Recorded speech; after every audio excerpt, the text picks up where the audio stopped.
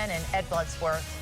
Hey, good morning, guys. We did get the 8 a.m. advisory from the National Hurricane Center. The strength has not changed at 130 miles per hour, but they did, in bold letters, say it's about to make landfall in the lower Florida Keys. That's right. It's been a very rough, about two and a half hours now for the Florida Keys. They've been enduring the eye wall of this Category 4 hurricane.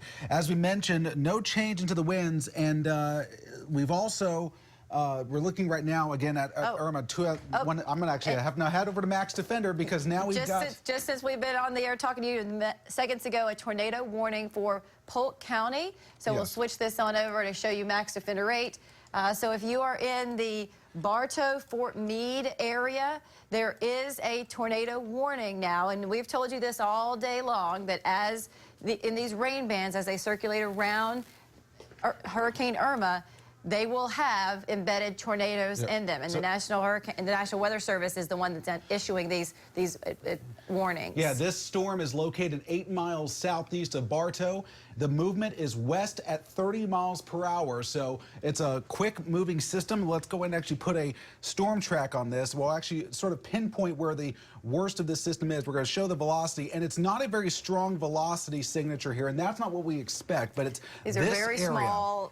These are very small tornadoes, sort of, you wouldn't even necessarily notice them because they're wrapped in rain. So if it moves west, we're going to give it a few miles per hour just in case we get some speed changes here. But here are some of the areas that will be impacted in the next couple of minutes here from this potential tornado in Polk County. This will be heading towards the Agricola community at 8:13 this morning and eventually heading towards some of these neighborhoods. A lot of these are just neighborhoods south of Mulberry. And if it continues on its track, it would stay south of the Mulberry area. It would stay south of Mulberry.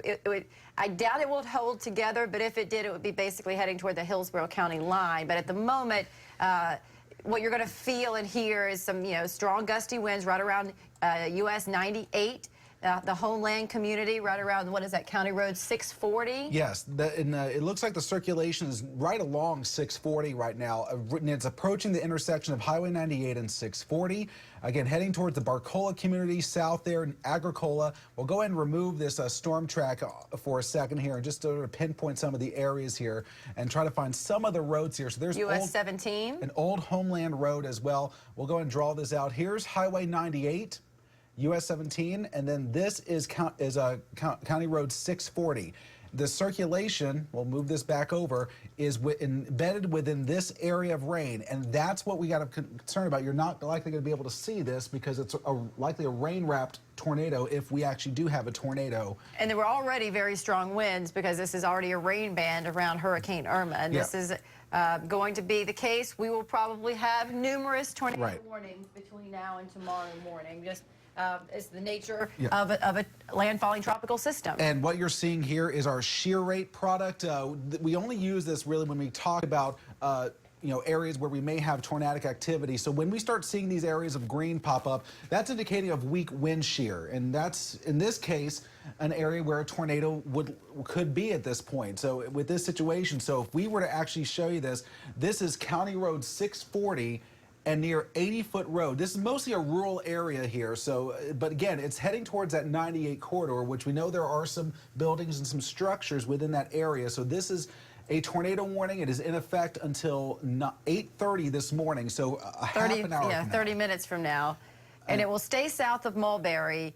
I don't think it's going to hold together long enough to be able to make it into Hillsborough County, but so it's just that 98 County Road 690 area that I'm concerned about at all. Yeah, so again, we'll put another track on this, again, giving this a little bit of leeway here. Officially, it's moving west, but perhaps a little bit south of due west here at 30 miles per hour. And these, again, are some of the communities that will be impacted by this potential tornado. All right, so let's give them a wide view now of Max Defender 8 and where, so you can see that this is a rain band, the northern side of the rain band right now of Hurricane Irma.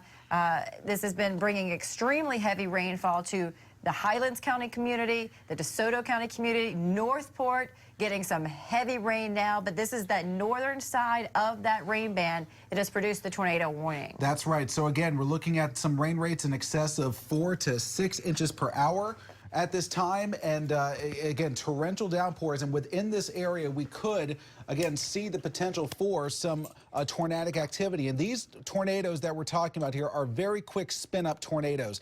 They're likely, not going to be able to be seen here because we're talking about lots of rain as well here. So rain-wrapped tornadoes are certainly possible within this area. So you're going to see this information here crawling across the bottom of your screen in regards to this tornado warning that is now in effect at this time. So we urge people, if you are south of Mulberry, anywhere south of Mulberry in Polk County, you need to go into your tornado shelter and right away. So again, we have this tornado warning in effect. So again, what you need to do again is to make sure that you are in a safe location right now. Again, let me put Max Defender 8 back up there. And again, we'll just highlight those communities one more time. That's right. And this is moving off to the west pretty quickly at about 30, 35 miles per hour. To the west, if not a little bit south of west. So we're talking about the Pembroke area, Agricola, Green Bay, Rolling Hills. But those are just tiny communities. You might not know where that is, but this is heading toward US 92. Am I saying that right? My brain just, yeah, 98, sorry. US 98 and County Road 640. That's right. So in looking again at the storm relative velocity, again, we're already losing the signature. Yeah, these are very small little spin-up tornadoes that occur in the rain bands themselves. They are not the long-range, long-distance storms that we can see at times. These are very short-lived, and if you're in this area, there probably are a few trees down, certainly some bigger limbs that came down. But again, this is all a part of Hurricane Irma, which is, you can see, extends all the way from Jacksonville to Havana at this point, making landfall right now in the lower Keys with winds of 130 miles per hour. This whole system will be moving to the north.